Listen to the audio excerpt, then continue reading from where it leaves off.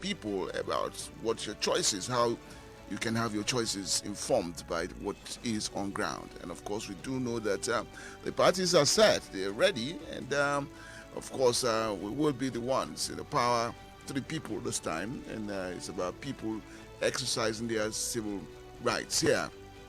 And so the agenda would take care of trying to get you informed on what to look out for. You know, we have so many of them, so many of the parties, and all coming out to say, you know, I can do it better, I can make it better, and just choose me and all of that. But the mistakes of the past, we don't want these mistakes again. And so we want an, electorate that is well informed, that is poised and ready to know that the choices you make are choices that you think, can deliver the goods when it comes to the candidates that we're talking about. The agenda would be looking on issues-based campaigns. It will be talking about accountability. It will be talking about social responsibility. And more than any other time, this is one time that we need all of that. Gone are the days when we'll just, the politician would come and tell you that I will do this, I will do that. And of course, what do we get? In the past, we've seen them. They come and they go. We never get to see them again until 4 years after. But this time around, we're saying no to all of that, that it must stop. But this time around, it will be about, yes, tell us what you can do, how you are going to do them, and what is on the ground that you've seen that you must take care of. Power to the people. Power belongs to the people. It's a democracy, and so we all do know that democracy is government of the people, by the people, for the people. The people must be involved, and never again would we be taken on a ride. Yusuf Goje is here with me this morning, and they are the ones setting the standard, the pace of this program. And so, once again, would Yusuf Goje welcome the agenda, all set for the program. And of course, we'll be talking about the guests that we would expect on the program. But let's get to hear you this morning, a little bit of it this morning. All right. Good morning, Mr. Tony Alabi. Nice to be here with you again today to have the agenda program. Like our listeners have accustomed to, we've been engaging political actors as regards the 2023 elections in order to focus on the critical issues that should shape the election. So for this week, we penciled Honorable Jonathan Asaki, who within his party is being considered as one of the persons to fly the party's ticket, and we were able to get him to say he would be here, so we're anticipating his coming, so that we can also hear where some of those issues stand. One is to also establish who the candidate of the party, because we've seen different reports around who would fly the party's ticket. And secondly, to really engage him as one of the political actors on really where do we head from here as a state. Thankfully for those that were able to tune in, the governor did a media chat yesterday, and also a number of very critical issues were raised, and we don't want the situation where the opposition parties will just come and condemn and criticize. We want to also look at, put the searchlight on them to say, yes, what are you then bringing on board differently from what this the incumbent party has brought, because it's not enough to just come and tell us let's do away with them, but there needs to be justification for that happening and what have you. So that's basically for today. I have one of my colleagues too here, Nasiru Jagaba, who is a part of the partnership for issue-based campaign here in Kaduna. My colleague Lawrence had a little challenge on his way, but we hope he will be able to address that by the way. So that's generally what we need to look at. But if I might also add, from the governor's debate, which we wanted to also media chat. One of the critical things he talked about was security, and how it is a challenge in terms of the investors coming into Kaduna. And secondly, also, he said in his chat about the issue of the state is even finding it very difficult to even pay some of the contractors that are currently on site carrying out a few projects. So that is just to tell you that really we need to really have conversations around the issues, because whoever is going to be the governor come 2023 would have to come and meet this challenge. One, investors are running away. Even the ones that have invested, a few of them are saying we can't continue till these things stabilize. Then two, we know the impact of the global economics around the war in Russia, between Russia and Ukraine, that has affected our food prices, even locally here, and also that has affected our income as a nation. So these are some of the things that we really need to pay attention on, so that people don't just come and tell us they will do this, they will do that, and they don't understand that the financial situation of the state is not really in a way that people can just come and say they will do, and rather than doing it, when they come in, they take us deeper into our war. So, and that is also telling us that where are we in our debt servicing? Where will we get money to address all of this, service our debt, and at the same time, be able to carry out other developmental projects and whatever. And some people would even tell you that paying salaries now through the nose, if I'll use that word, and all of that. So that is a major challenge as we have it, and we hope to hear from other political parties to see how they will be able to maneuver their way through these stumbling blocks and be able to deliver whatever it is they are promising us when they, or if they get into power. Yusuf, I just observed, from just listening to you that, it is not all that glitters that is gold. As we get ready for 2023, and the hurdles to cross and how to get the people involved will just be something to look out for. Once again, I'd like to welcome our guests also in the studios. Nasiru Jagaba with us this morning is also part of the issue-based campaign. Nasiru, welcome. Good to see you again after a long time. Thank you so much. Okay. There's been an overview here that has been churned out by Yusuf Goji on what the electorate or citizens should be focusing on come 2023.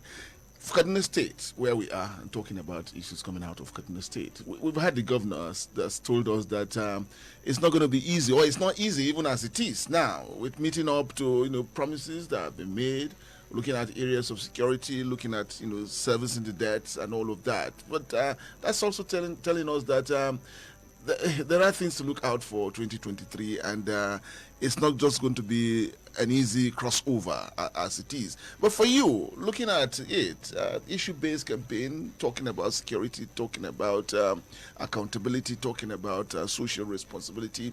For you, what should this electorate be looking out for when those people come to the podium or tell us that they're going to do this, they're going to do that? What should be on the minds, informed mind of an electorate, as he would want 2023 to be like for him, on choosing any of the parties or flag bearers? Well, thank you very much, for having me this morning. Seriously, when you look at the situation where we are today in Kaduna State and in Nigeria, you will agree with me that the economy already is in a bad shape. Any society that lost the middle class will never enjoy a standard of living. We don't have a middle class, is it? We don't have a middle class in Nigeria and in Kaduna State. When you look at the United States of America, about 53% of the population of the United States of America are under this middle class. So that is why you will see that the standard of living there is good. China now are almost 50%, and they are working towards 60-70%.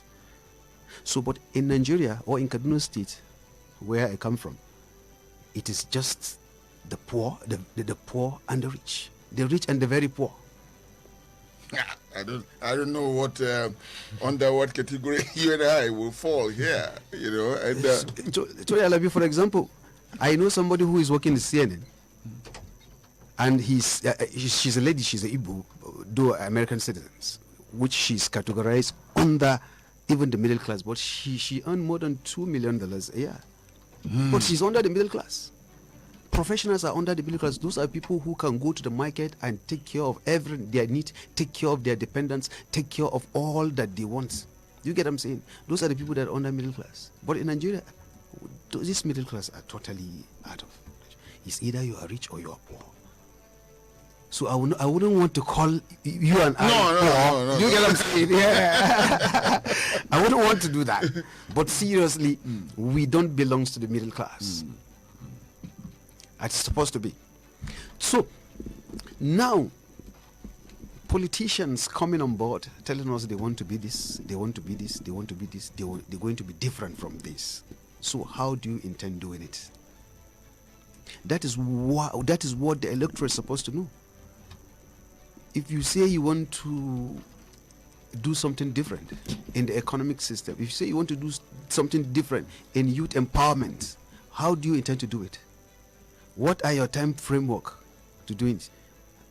So you cannot just come and get a set of professors or doctors or civil society organization members and just develop a blueprint for you or a document for you and just come to the podium and speak about it, but it is not inside your heart.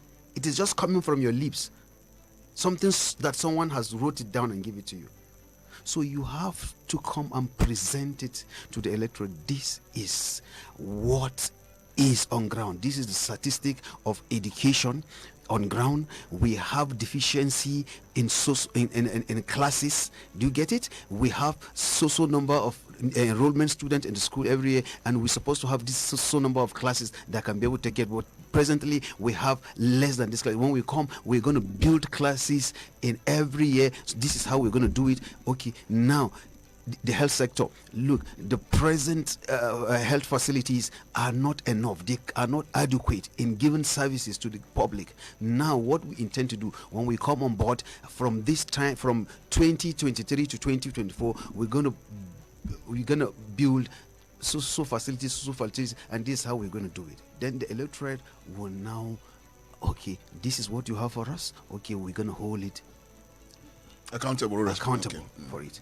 So the moment you come on board, okay, yeah, you spend 100 days in office. You know, Nigerian politicians, they are used to when they spend 100 days in office, they come out, they begin to bring their situation. Okay, this is what we do. Okay, come and tell us, what have you done, or what measures have you taken, or what are you trying to do?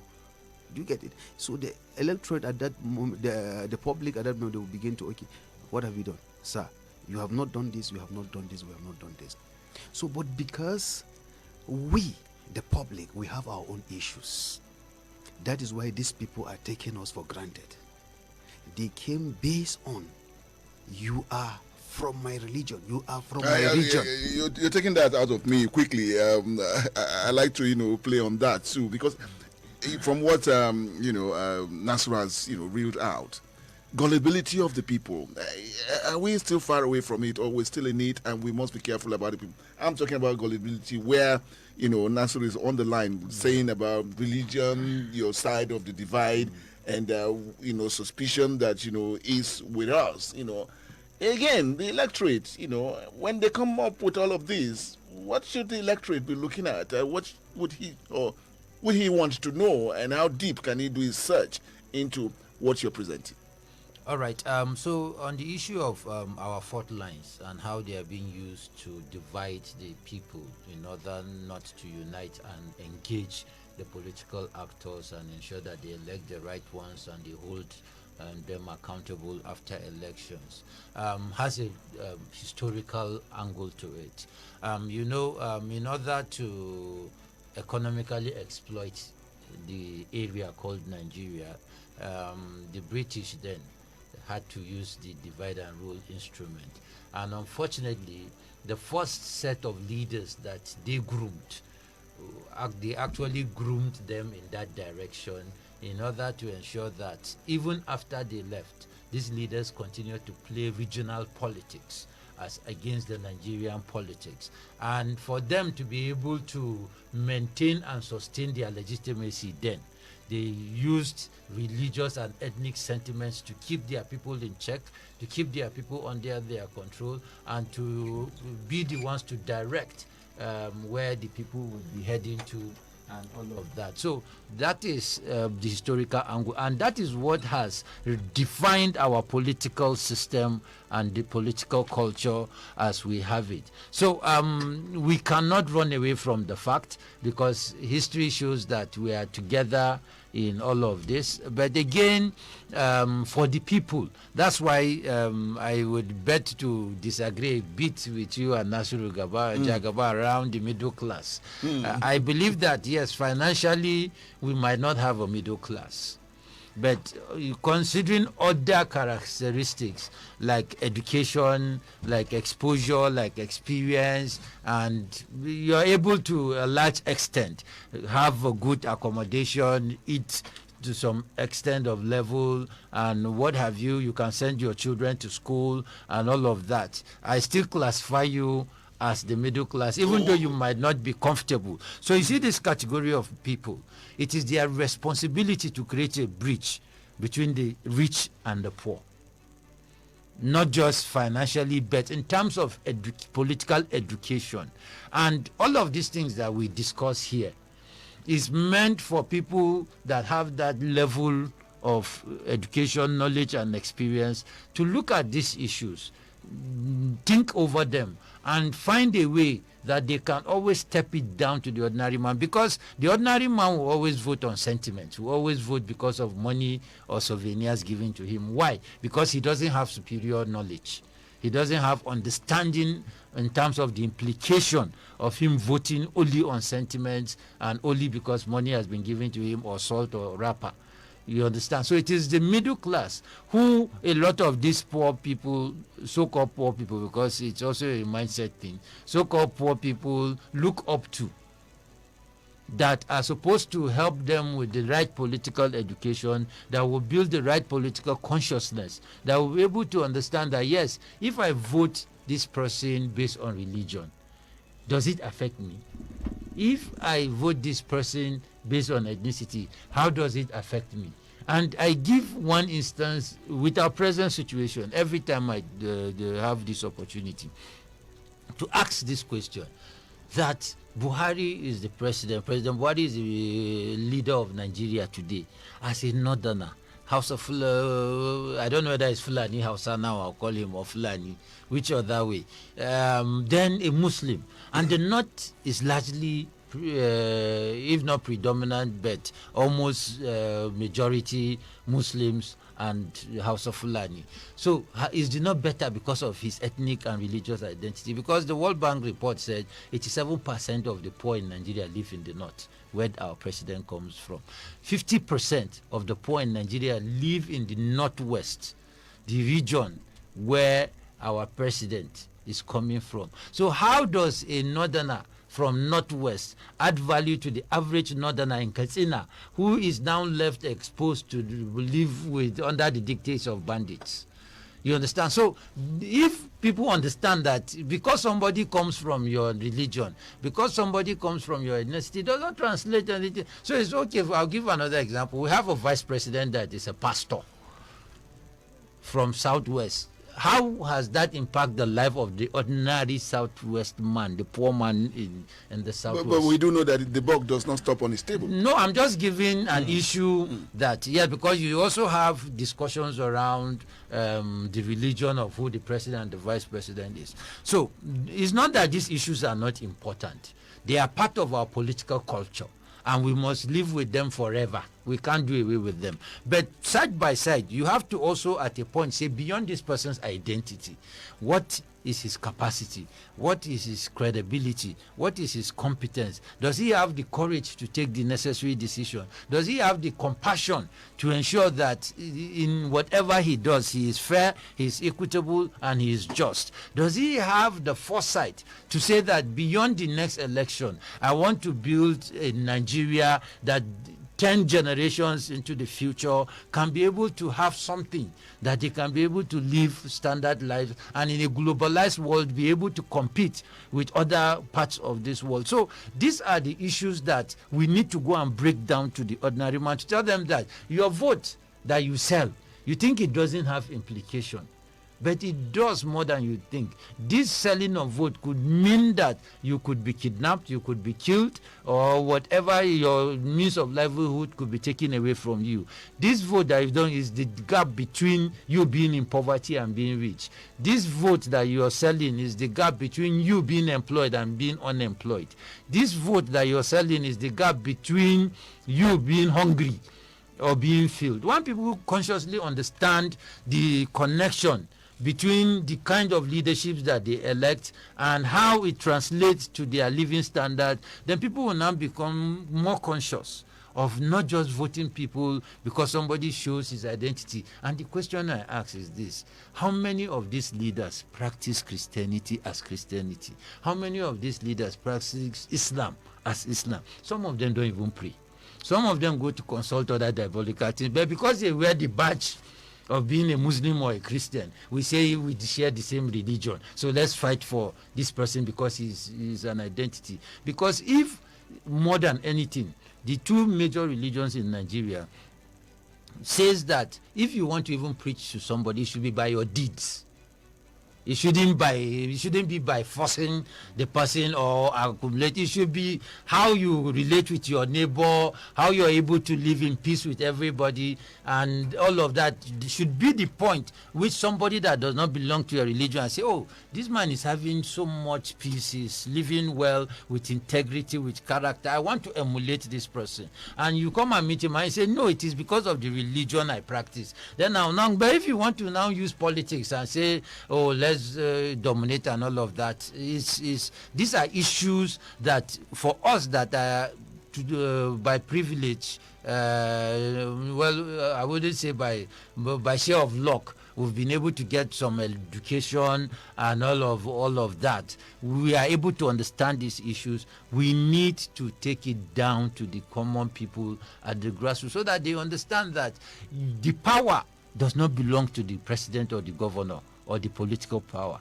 The political party, the power belongs to you and I as individuals. And it is how we use that power that will determine whether this country is led well, that will determine whether the resources within the control of these leaders are utilized in a way that will benefit the general public, or it will be used by a few people to build mansions, buy cars, go on vacation, get houses all over the world, and all of that. So we must understand that we need to take power back to the people.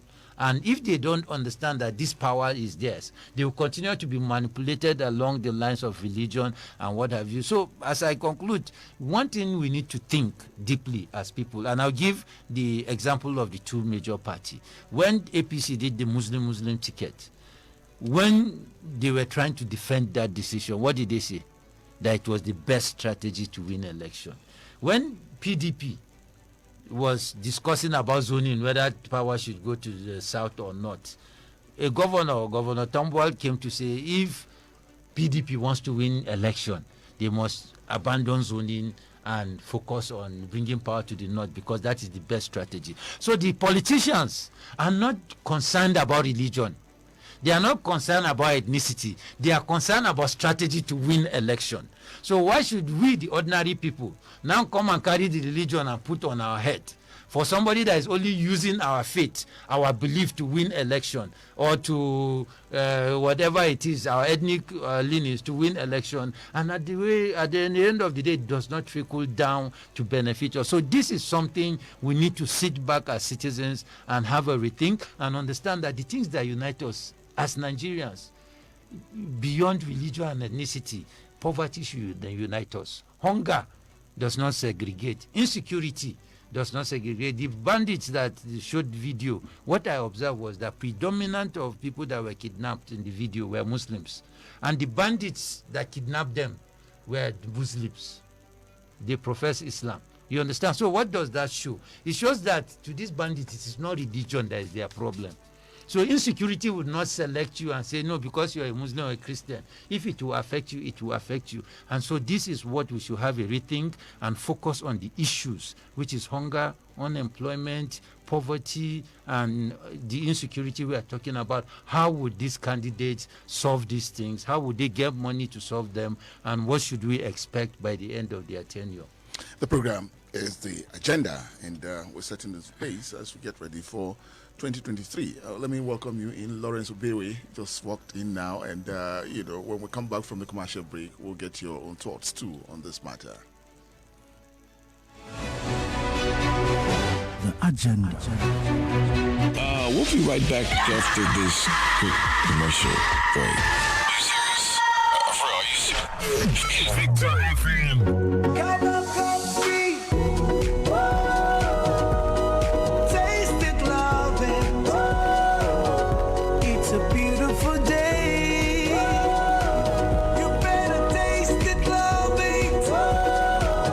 Enjoy the creamy coffee taste of Cowbell Coffee round the clock. It's really delicious. Taste it and you'll love it. Cowbell Coffee. Taste the creamy side of coffee. Now available in multi-pack pouches at 750 naira only. Honey, must you go? Babe, you know I must. Besides, you can always video call me. Hey, what if your battery runs out? I've got my power bank. Hey, and when your power bank runs out?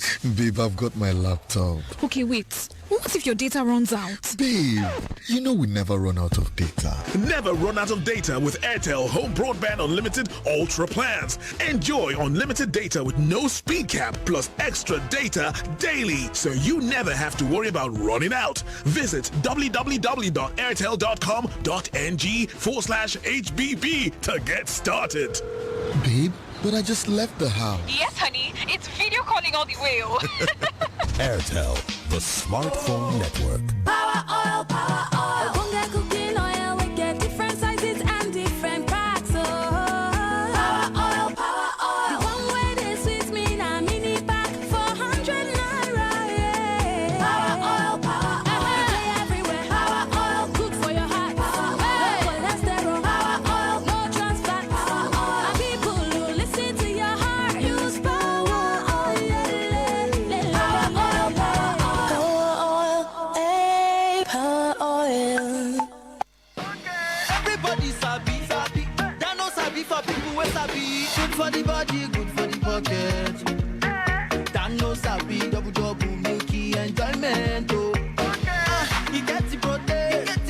You know the tear pocket. Oh, only 40 naira, and you get totally body. Oh yeah, double milky enjoyment. Whether naughty, that no sabi for people who sabi. That no sabi. Power and performance. That's what you get in every So Clean concentrated detergent pack. Power and performance. The essence of Paris Saint-Germain. With the concentration of powerhouse players, Kylian Mbappe, Neymar Jr., Lionel Messi, Sergio Ramos, and Achraf Hakimi. The partnership of concentrated power now forged. So Clean, the official regional partner of Paris Saint-Germain. Yalla bai barka da yamma da daren nan to shikenan ba komai ku dakata yau fa ba fa tashi sai mun gama aikin nan da daren nan to me zai hana mu warware hanji da ganyen shayin topti mu ji daɗi ganyen shayin topti ɗaya kacal mai inganci da ɗanɗano zai baka kofin shayi kwarara biyu sai a ɗanɗana domin gane kamshi na kwarai da nishaɗi zamantakewa da kuma ɗaukaka ɗanɗana domin sanin top tea. Abin kauna na, ko za ka sabunta min rajistar data ta Airtel? Haba masoyiyata, ai komai kike ce kina so, zan yi miki. Duk abin da kike gani, ni ne nake yin rajista, amma fa ranar shagalin bikin aure na shine abin da nake kallo. Muhimman abubuwa da harkokin rayuwa ba sa yiwa sai da ingantacciyar data. Danna star 141 hash ka zabi data mai inganci da za ta yi maka aiki cikin inganci da gamsarwa. Airtel, the smartphone network. As football season won't start so, everybody don't ready to land for them location. Hurricane, Ihe Nacho, De Bruyne and Co. Don't show EPL Boston. Benzema and the Spanish League boys don't reach La Liga too. Giroud, Lukaku, even Pogba don't follow enter Serie A. Serie A day. Everybody don't show for the new football season as it dey hot on Top Go TV. Now so, my people, now bigger season with Premier League, Serie A, La Liga, Europa, FA Cup and more. Also ready yourself for FIFA World Cup Qatar 2022. Recharge your decoder now. Make you fit torchlight all the better football on Top Go TV. Go TV, love it. The Agenda. The Agenda is a public enlightenment program designed to give power back to the people through promoting political participation, issue-based campaigns, and social accountability. The Agenda is a weekly program of active citizens by active citizens for all citizens, featuring in-depth analysis, news commentary, and issue-based interviews with stakeholders in governance and electoral process. The Agenda is about you, the listener, your power to determine who leads you, setting the agenda for public office seekers and holding them accountable. The Agenda, mobilizing citizens to meaningfully engage the 2023 general elections by making sure those seeking their votes have real intentions of true representatives. Tune in every Thursdays at 9 a.m. on Invicta FM 98.9. Join the conversation via phone-in and comments on our social media handles. Powered by Partnership for Issue-Based Campaigns in Nigeria, PICAN, and Invicta FM 98.9, Kaduna. The Agenda. Nigeria. My agenda.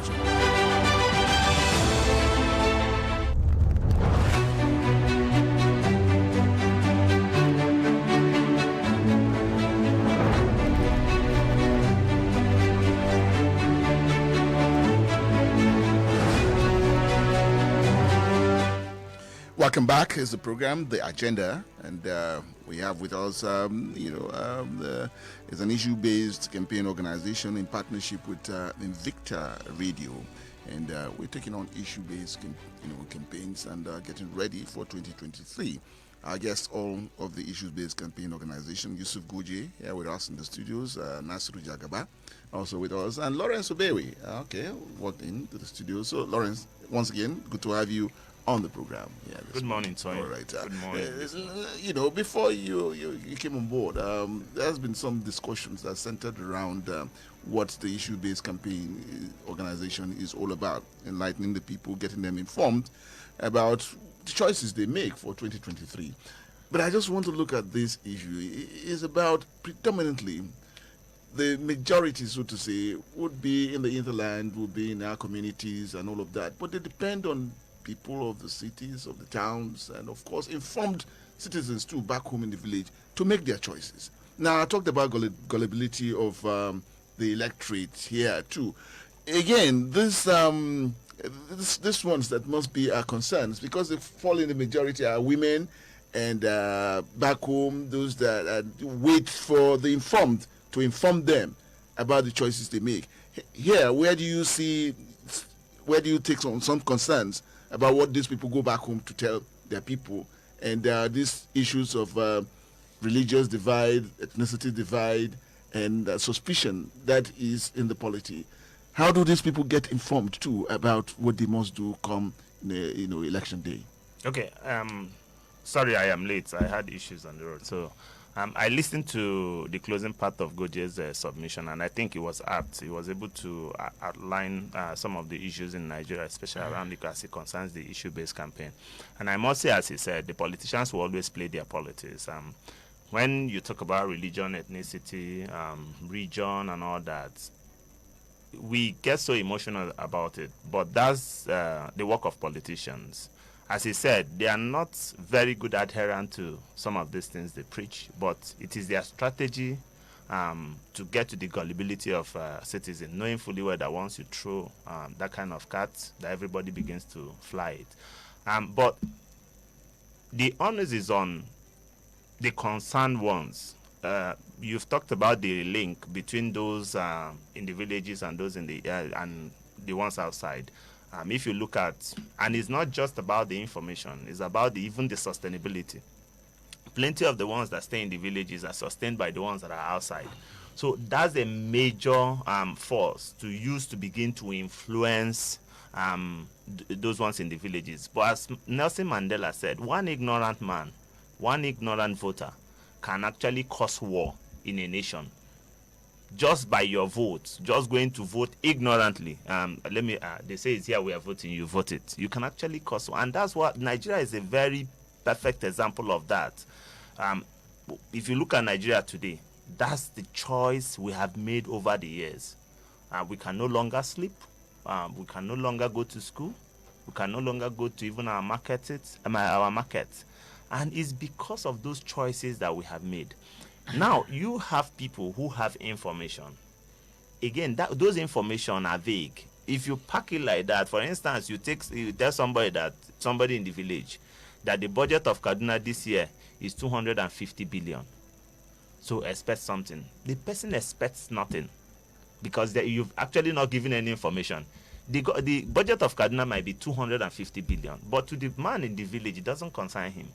What he will want to get is, which road in my community is this budget going to solve, arrest? Maybe Angwashanu Road that is in front of his house is in the budget. It will be completed this year. Money has been provided. That's a better information.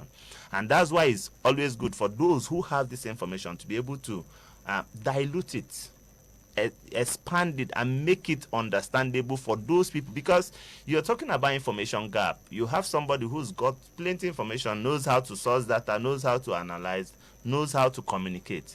Now going to somebody who doesn't understand some of those things about communication. So except you're able to break it down in such a manner that the person gets it, it is difficult for that person to be able to be expected to make an informed decision. And it's the same thing when we talk to people about the issues around policies and governance. Because when you're talking about what government is doing, for instance, today, the people in the communities are the worst hit when it comes to the insecurity. If you go around Southern Canada, and I've spoken to plenty of them, they are sending their kids to town. Not because they cannot take care of these kids, but because they know they are endangered. That these children are the future, their futures. They need to take them out before the bandits come and kill all of them. So if you meet this kind of sorry situation, then those kind of people only need you to break down information to be able to allow them make their choices. If you go to Biningwari, it's the same thing. If you go to most local governments in Kaduna, if you go to most states in northern Nigeria, it's the same thing today. People are pushing their kids to the town. And some of them will come and live under very unfavorable conditions the parents will not want. Because some of these people who are pushing their kids out are farmers who can actually take care of their kids, but they are now looking at survival. They have resorted to death, knowing fully well that they have nowhere to run away, but they are now looking at the future of their children. Now, when they look at the future of their children, the question to ask is, even in the towns, in the urban centers they are going to, what are the features there? We've counted 5 months. The students are at home. It's the same thing with ASUP, the polytechnic one. It's the same thing with the colleges of education. The complete educational system in Nigeria is collapsed, shut down, with a president picking his teeth. That's what he does best. Doesn't care.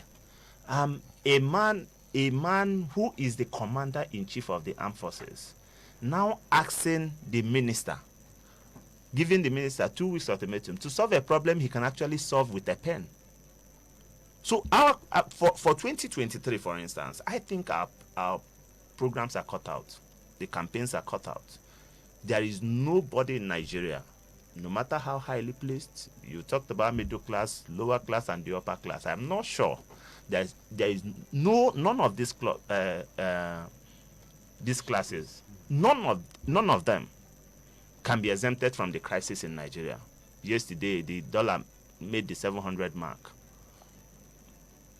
So we know that in Nigeria today, we are in what we normally call wahala. There is no two ways about it. And the election is just around the corner. And we are not even there yet. expect that before we get to the place that maybe dollar will be going to 1,000. And I'm expecting that before the next general election, that Nigeria will probably be in recession because no production. There is no revenue. There's no production going on anywhere. So how do you keep the country out of recession? It's not working. So if you look at education, you look at insecurity, you look at the economy, you look at even human capital development.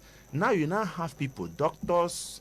If you have people, the people you can term as upper class, taking the first possible opportunity to leave Nigeria, then it tells you that something is.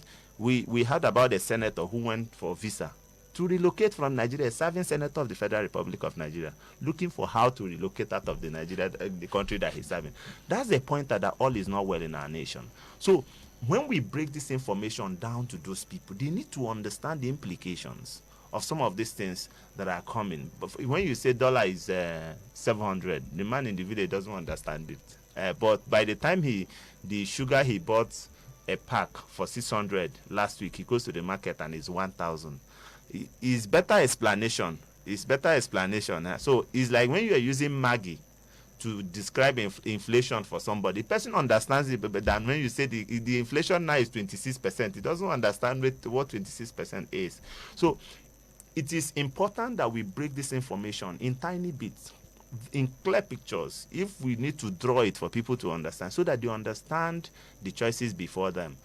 You cannot blame somebody who doesn't have adequate information on the choices the person eventually makes. But if we are able to break it down, and I think that's what Goje was trying to emphasize, that we, the ones that are privileged to have this information, that can break it down and communicate it, must make it readable and understandable for the people we are giving, and must intensify their efforts in the same or even better manner than the politicians are intensifying their divisive antics to the people.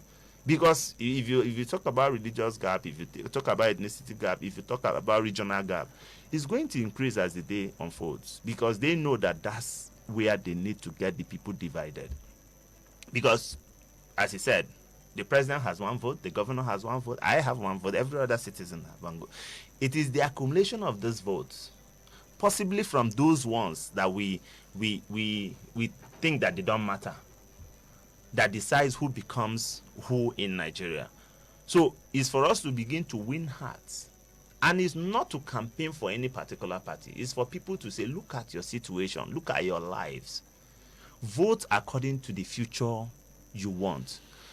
We have candidates. I don't know whether any of them has capacity to solve the problem. I don't know whether any of them lacks the capacity to solve the problem. I don't know what they are going to bring. But I think that there are people that Nigerians already know.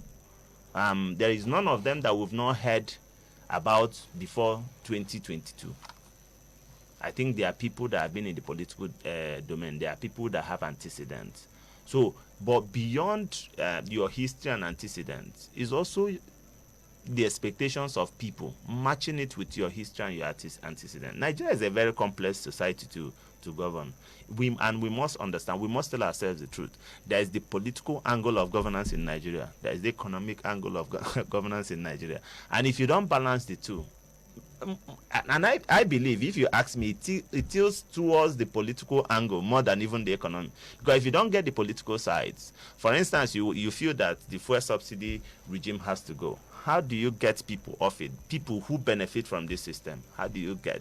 If you think that you are going to solve education by making sure that you concentrate on internal education, stopping politicians from... Because if you look at the private schools, who are the owners? Most of the private schools, they are the politicians. So how do you...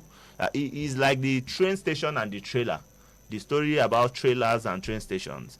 When the politicians started buying trucks and putting on the road, they reduced the emphasis on the development of the rail sector, and we saw what that happened. And it's the same thing in the educational system. It's the same thing in the security department. It's the same. So there are people who decide, who profit from a non-functional Nigeria.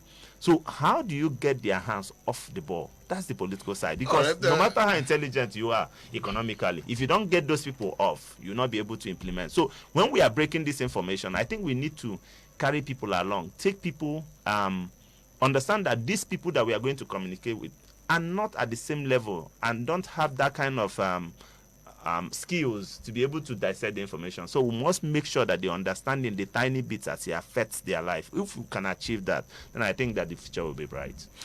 All right, so well, again, food for thought there with all we're getting here. But Nasiru Jagaba, let me come to you. 2023 as it is, hurdles to cross.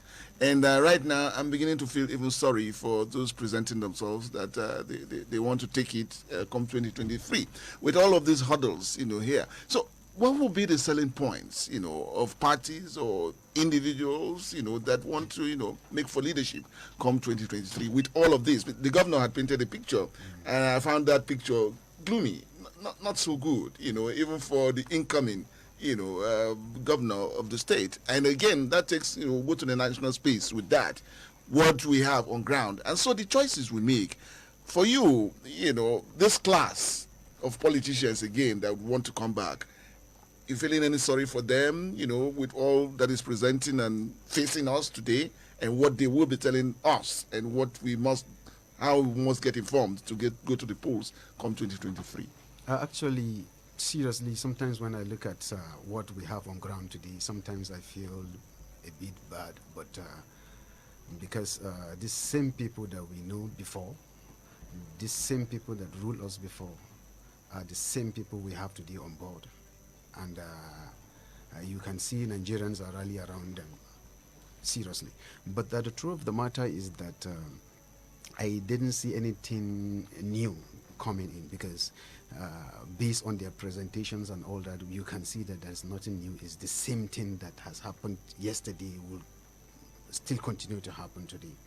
And you can't say that these people don't know the situation we are today. You can say that. You can say that they really, really know where we are today, and they know how we came to this place, and they know why we are here. But seriously, the main issue is political will. The political will is not there. And I didn't see these people having Nigeria at heart. Because if they have Nigeria at heart, actually they're supposed to sit down and say, so one thing about, I want us to also look at is that the solution of every generation is in that generations. You get what I'm saying? What I mean by that, what I mean by that is that some of these people are totally disconnected with the current realities. They are totally disconnected with the current realities. So in any generation, if you want to solve a problem in any generation, in that generation, there are people who can be able to solve this problem. There are people who can be able to solve it. When you look at what is happening today now, you look at their campaign promises, their whatever, they have already packaged everything, packaged their things, got professors, put everything on ground.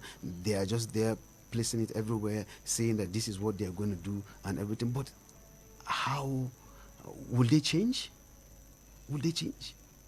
If you have the opportunity to do yesterday, you could not be able to do it. What makes you think that today you can be able to do it? That is the issue. And I don't want to go into so many issues which I believe is not good for this platform, sir. All right. Yes. So that's the truth about it. But Nigerians, actually, we need to open our eyes this time around to understand that, look, this time religious, sectional politics should not be the basis of our choice.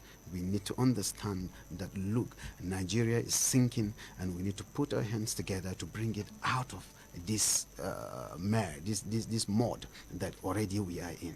And the only way we can be able to do that is when we keep our religion aside, keep our sectional politics aside, keep our biases aside, and come together and put our hands and say who can be able to lead us, who can take us to the promised land, who has a better thing to do for us, who has the energy, the agility, who has the ability, the capacity to do that. Do you get it? I'm telling you, Tony Ibe, for Nigeria to work effectively, if we don't have a leader that can work for 20 hours and sleep for only 4 hours, I'm telling you, we cannot get what we want in Nigeria. Nigeria is not like Burkina Faso or whatsoever. Do you get it? So we need somebody who can work 20 hours, then sleep for 4 hours. Not somebody who can sleep for 16 hours and then work for 10 hours. No. Thank you very much. Close this segment for me, Yusuf Goji. Nations go through phases. There are up phases and there are down phases. With what is playing out in Nigeria today, would it just be a phase in the life of this country, and that better phases also can come, and we should expect that? Yes, I strongly believe better phases are coming, but largely based on the decision we make in 2023. If we are able to get the right set of people in the executive arm of government, and more importantly, the right people in the legislative arm, because the number one responsibility of the legislative arm, apart from lawmaking and all of that, is to hold the executive accountable, because they represent the voices, aspirations, and concerns of the people. That is why they are an assembly, to air what their constituents are saying, to ventilate the anger of their constituents, and to amplify the issues of their constituents. But when they are not doing that, it affects the quality of governance that we have it. So when budgets are sent to legislators, they just rubber stamp these budgets after imputing their interest, not that of their constituencies and what have you. So we are really in a thin line between becoming an emerging great nation and going into the path of a failed state come 2023. So the choices we make is what will determine our future as a country. For people that don't look at statistics, every statistics in Nigeria in terms of debt, in terms of poverty, in terms of unemployment, in terms of hunger, is all in the negative.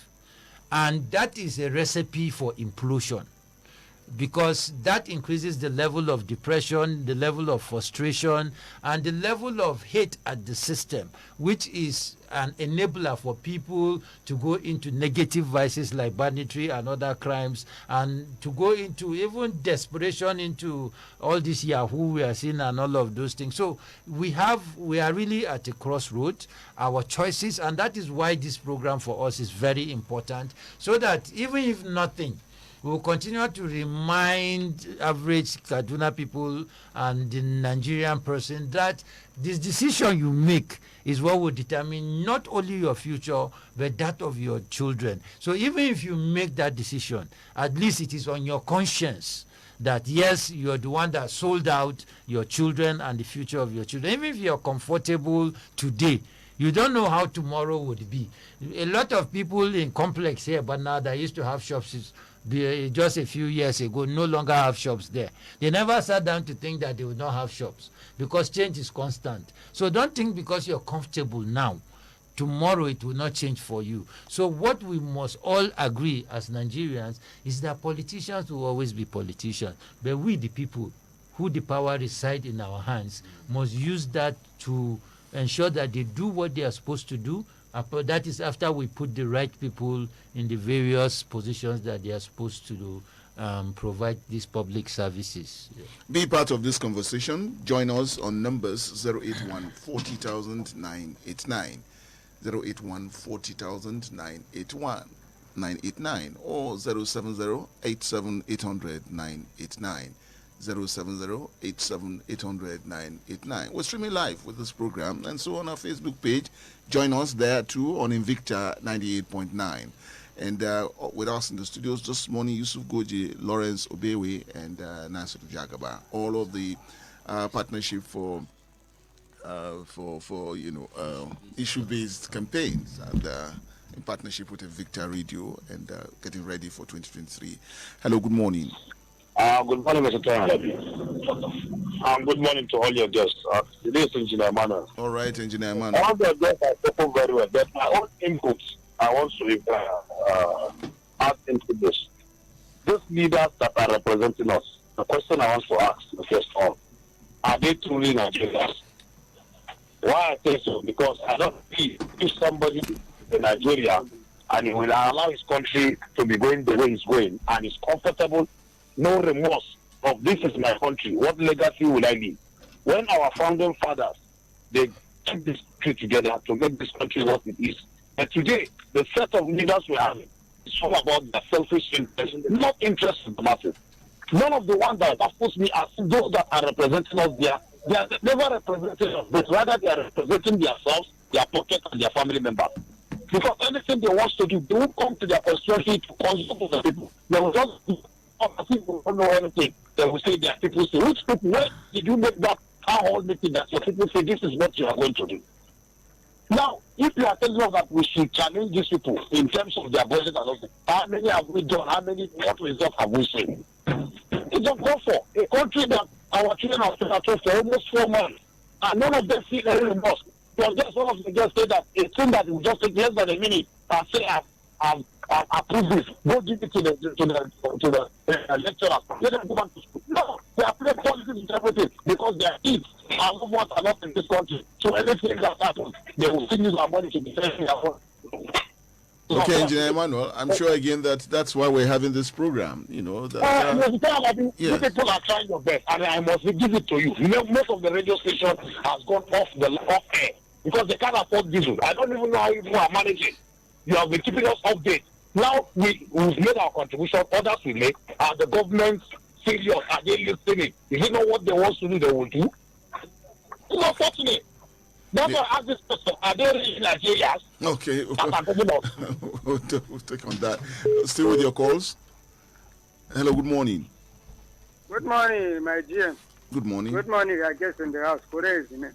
All right, Kure. You see, my Oga, I keep on telling you, politician is only in Africa that politicians pay us with what we send them to go and do. They pay us with a different dimension. I must have to appreciate your guest and thank you for you people for enlightening us because it's not easy to maintain the generator that you people are using in attending to us.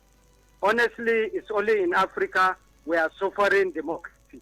I must have to tell you the truth. Me, since the inception of this regime, I've not benefited anything, talk less of dividends of democracy.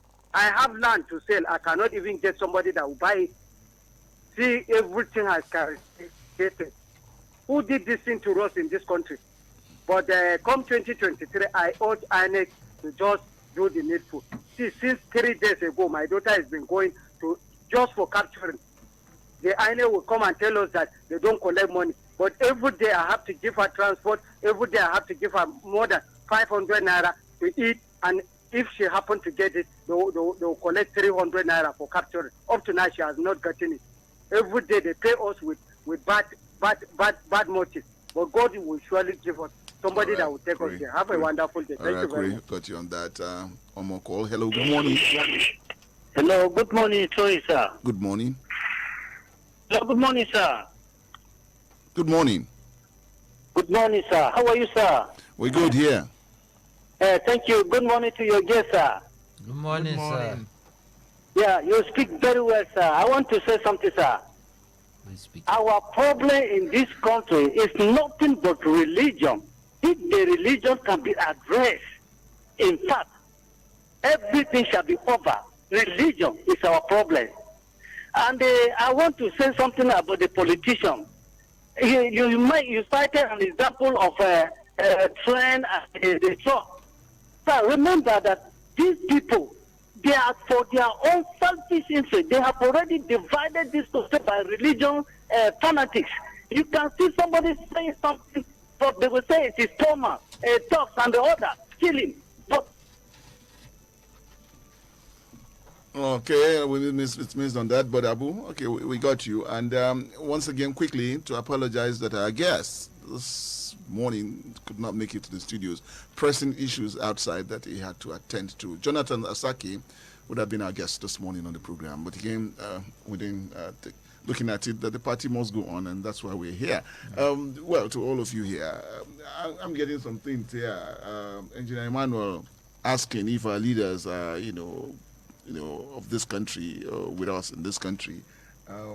Kure is saying, who did this to us? All that Nigeria we're going through today.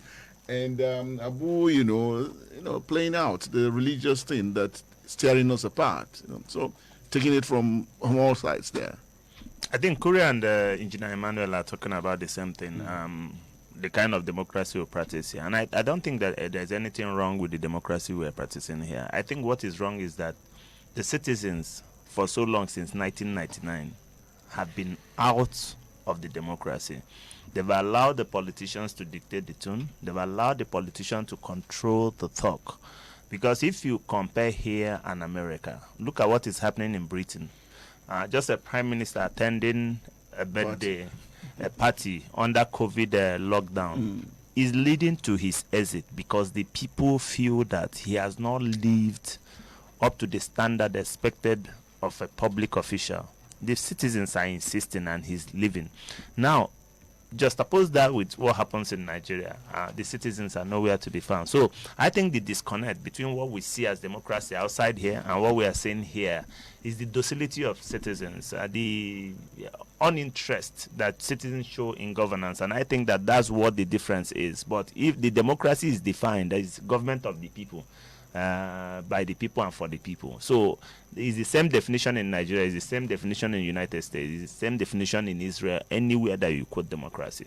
But the participation of citizens have largely been lacking, and that's why we continue to get what we are getting. So there is nothing wrong, it's the fact that we need to stand, and that's why the issue-based campaign is coming timely, is when citizens should stand up and participate actively. Don't, when they come to your place to come and shout at their party slogan, keep quiet and ask them what they are bringing for you, because you need to interrogate people.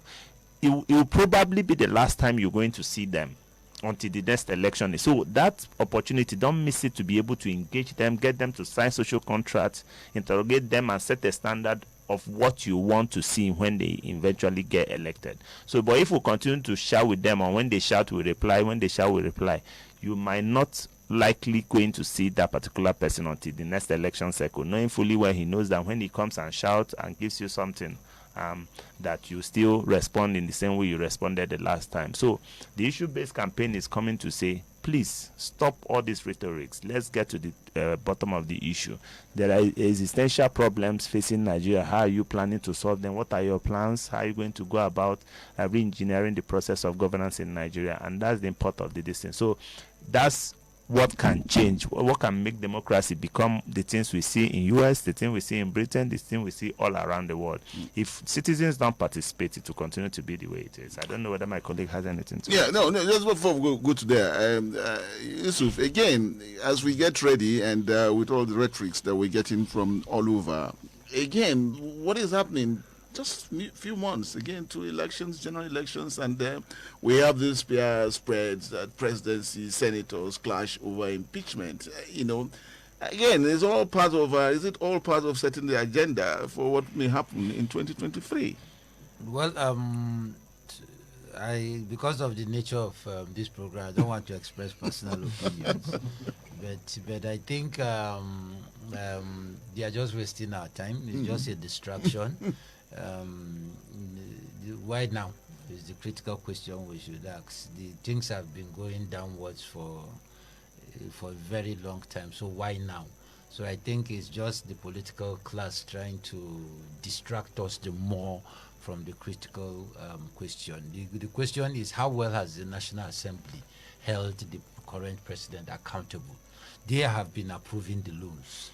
They have been approving his annual budget. So they are supposed to be carrying out oversights on how those budgets are being implemented. They are supposed to, through the Public Accounts Committee, they are supposed to have evaluated and measure his performance, see whether there's value for money and all of that. So they can't come now and say it's the president. It is a government. They are part of the government, regardless of political party. Because since the day the situation started going bad, they should have really come out to take very decisive action. And so for now, I think it's a distraction. A lot of our legislators are also having challenges of legitimacy in their various constituency. So everybody is looking for one way or the other to become relevant and more visible in all of this. So, but again, the critical question for us is, where are we as a country? And that is what we should see them taking decisive. Coming to be shouting and doing press conference is not what it takes to impeach a president. Somebody should move a motion. It's not to come and we are already overburdened with a lot of issues. So where are we in terms of security is what we should be asking ourselves. A situation where you have bandits openly threatening to kidnap a president and a governor and all of that. Yes, it might just be for their media propaganda, but it's also a reminder of how we have degenerated as a society. And they have taken a number of steps to prove that we are serious based on the recent attacks, strategic attacks that they have done in the various places and what have you. Then again, we hear that our government in the first quarter of this year borrowed about 3 trillion naira. And out of that 3 trillion naira, only about 700 billion naira went into capital project. About 2.3 trillion naira went into servicing debt, paying salaries and overheads. Then our revenue as a country cannot even service our debt as a country, because I think our debt service to revenue is about 119%. So it means that as a country we are, Mr. Lawrence has said it, I don't think we need IMF or World Bank to come and tell us we are in a recession. In fact, I saw a recent word called stagflation. That's what we are doing. A situation where you have a combination of unemployment, food inflation, hunger, and all of those other things happening at the same time. So those are the issues we need to look at. I don't want to also remind us about ASU and all of those things that we have talked about. Then it already tells us that, number one, going forward, Nigeria cannot even afford to pay civil servants. Now, NMPC is not emitting a kobo to the FAC allocation, monthly allocation. So state governors are not even telling us the truth. Some of them are struggling to pay state salaries. They are just, in fact, as Kaduna has publicized its fiscal successes in terms of revenue and all of that, for the governor to openly come and say we've not paid contractors for some time now, she already tells you that we are not in a funny situation. And coming back to Kaduna as it is, these are realities we must also tell, and that is why we had really wished we had Honorable Jonathan, so that we interrogate these issues with him. If we are paying about 12 billion naira to service debt in Kaduna State, then where will we get money to do other things like paying salary and all of that, when allocations at the federal is dwindling, when we have inflation at 18% in Kaduna, food inflation is around 20%, and Lawrence said we should not use the big one, but it tells you how food is multiplying. You see what you used to buy for 300, now you're buying close to 1,005 because of inflation. So these are the critical issues. What is happening to our educational sector? Where are we? A lot of, by the school census survey, a lot of our infrastructure in schools are dilapidated. Every day we go and see students sitting on the ground. Teachers' motivation is at almost the lowest level as you have found it. You hear people telling you that civil servants can't even tell you what their salary is in Kaduna State.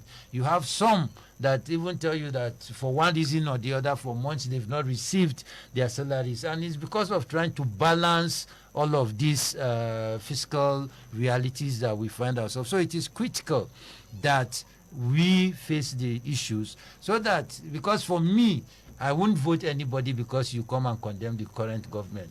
I will vote you because you have an alternative solution that can be done better. Yeah.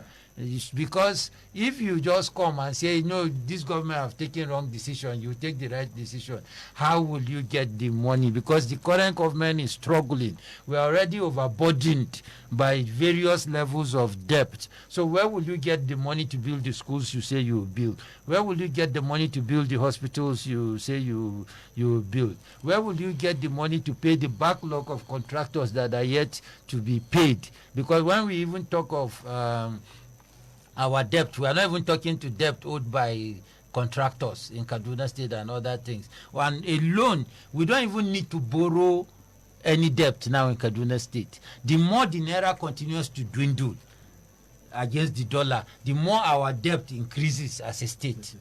So even if we decide not to borrow again, our debt will continue to increase as monies would. So these are critical things. Poverty is 40, on paper is 46 or so percent. Unemployment is 67%. How would these candidates do these things differently? We have an estimate of job creation target annually of about 277,000. How would they create these jobs when most of our communities have been displaced? They are not into agricultural activities. Most small businesses have been displaced because they don't even have the capital or the return on investment needed to do that. And if you want to size the economy of a state, you need to look at what is the contribution of micro and small businesses to the revenue of the state. That gives you an idea whether the state government is really boosting the economy and what have you. So look at insecurity, stopping investments from coming to the state. So how would the new government, from whichever party, will handle all of these situations as we have them? So these are critical things that we must continue to put. And global, even Fitch Ratings, it's an international platform, has said our risk level is vulnerable. We're exposed to a lot of shocks and what have you. So almost all data is showing the fact that things are not well. If you go to the street, if you go to the communities, the evidence is there that things are not working through. So the mantra and the slogan and the vague promises that people will come and make, the time for that is over. We must face the issues, discuss the issues, tell us the how, where you get the money, and what time frames are you giving us to ensure that these things are being addressed. Nasiru Jagaba, I'm sure you want to lend voice to some of the things that have been raised here too. Yeah. Just like what my colleague is saying, the truth of the matter is that we need leaders who understand these issues very, very well. So, and not only understanding the issue, how can you solve them? How can you solve them? Just like these issues that Goji raised are critical issues in Kaduna State. That is why sometimes I usually think whoever comes as the governor of Kaduna State has a lot of work to do. Because you need to, how do you service this debt? How do you pay your workers? How do you generate revenue? So how are you going to create these jobs that we need in the state? So things have happened a lot because see, this politics, you see, it's seriously, Nigerians need to open their eyes. These people have promised a lot and nothing changes. Nothing changes. So we shouldn't just fold our hands, just like what Goje said. If you're coming, what do you have differently to do? What are you going to do different from what is happening today?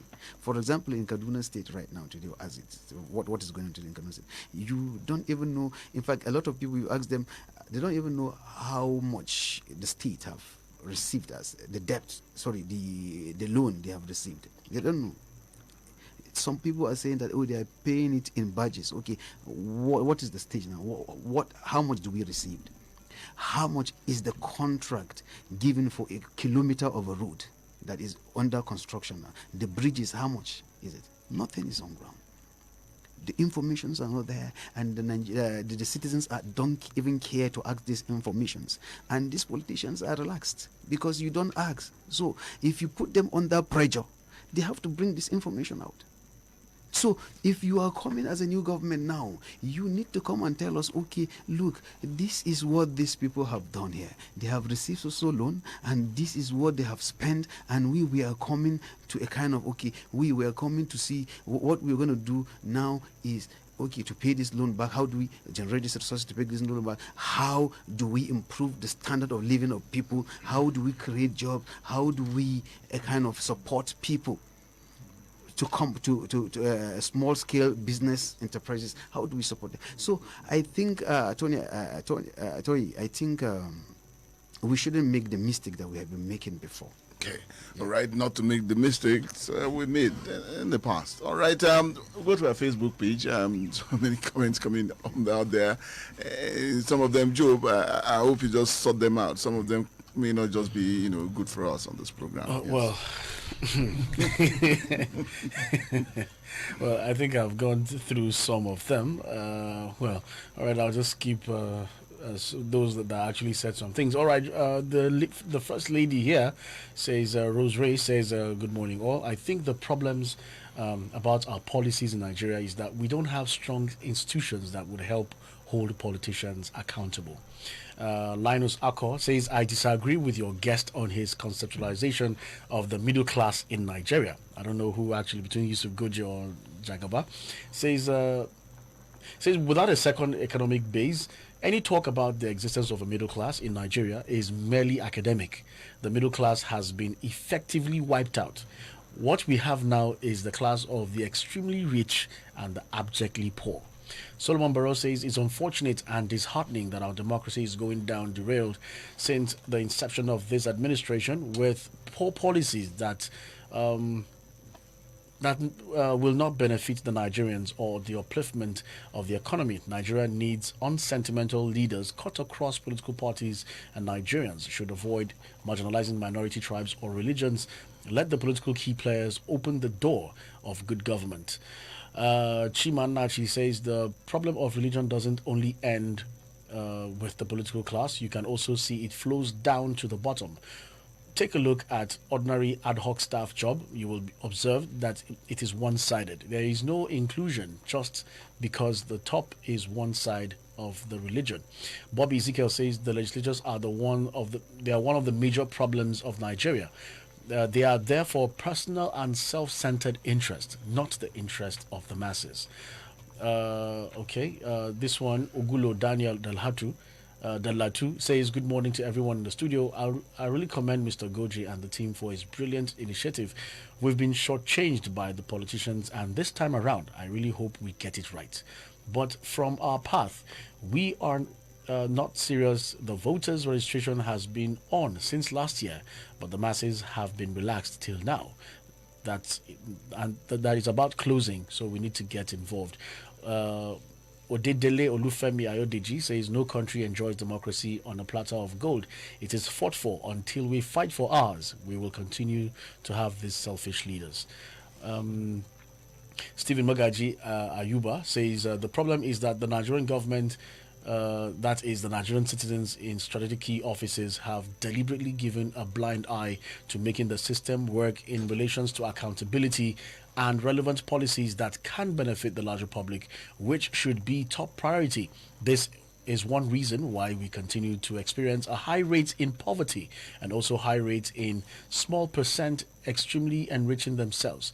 APC have successfully, well, he mentioned the party, successfully achieved this goal with a systematic pretense to the actual problem and rather preferring solutions that are not actually targeted at these problems, except the coming government deliberately prosecutes everyone who has contributed to the menace we're experiencing. Because the records are there, and we all know this, Nigeria might still continue in this state, allowing these numerous loopholes for corruption. I pray we open our eyes and vote in people with a vision and understanding on how to attack our numerous challenges. Okay, Joe, that will do for now. Yeah. Let me just go around, 2 minutes each for you to, take on comments, from the Facebook page. Yusuf. All right. So just to encourage people that we need to take our destinies into our hands. It's enough of us complaining about leaders.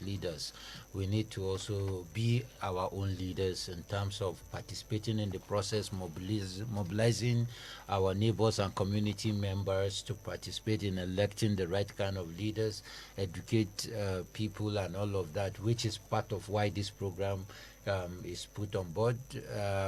We are really in a dire situation, and people must rise to save this country from where it is. And just to conclude about the issue of the middle class, I just picked a definition which says the middle class is the social group between the upper and working class including professional and business people and their families.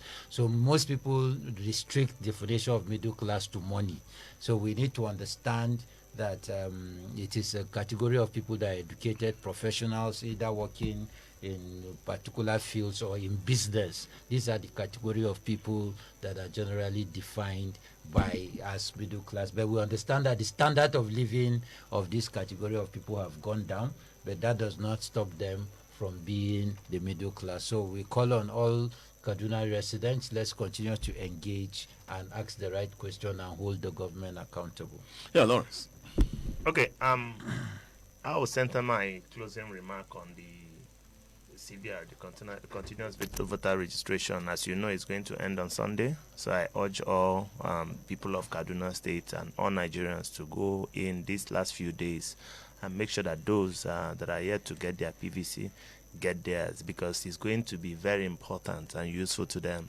We are talking about the future of Nigeria. We are talking about the future of our children in terms of education, in terms of our well-being, our living standard, insecurity, and all that. And a man without a PVC or a woman without a PVC is actually a hopeless Nigeria. Our hope will be on having that PVC to be able to use it to make decisions. So what we are going to do from Monday will not matter much if we are not registered. If we are registered and we are sure that we're going to get our PVC, it means that we can now continue to engage the process until the election day. But if we miss out by Monday, it becomes that it means that our hope has faded. So we have entered into the era of hopelessness. So I'm urging all citizens, whether men, women, boys, and girls who are 18 years and above, to go out and use this last window that is open until up to Sunday to be able to get their PVC. And if we get that, we'll be setting the agenda right for 2023. Okay, Nasiru Jagaba. My own is we all have the responsibility out there to sensitize our people, to tell them, look, it is about agenda, it is about what you have, what you can do, and not about religion or any any sectional bias or whatever. Actually, we at the city, or we the educated ones, actually we have the responsibility to do that, because our people are looking up to us at the rural area, which are almost 60% of these 60% of the vote are coming from them. So please go back, go out there, sensitize your people, tell your brothers, your sisters in your ward that, look, this time around it's not all about religion, it's not all about north or south or west, it's all about the survival of Nigeria, it's all about us going out of this predicament, this sorrow that we are passing through each and every day. So we should put our hands collectively. This campaign or agenda is for everybody, not for Goje, not for Nasiru Jagaba or Toy, it's for all of us. Thank you very much. All right, Yusuf Goje, I'd like to thank you again, finding time to be with us in the studios on this program. Yes, Lawrence Obewe, we thank you too for being part of it this morning. It's my pleasure. Nasiru Jagaba, thank you for coming on the program too. And I'd just like to say that these are partners of issue-based campaign organization, and the agenda is where we try to set the pace as we get ready for 2023. Once again, we'd like to apologize that Honorable Jonathan Asake, our guest this morning, could not make it to the studios.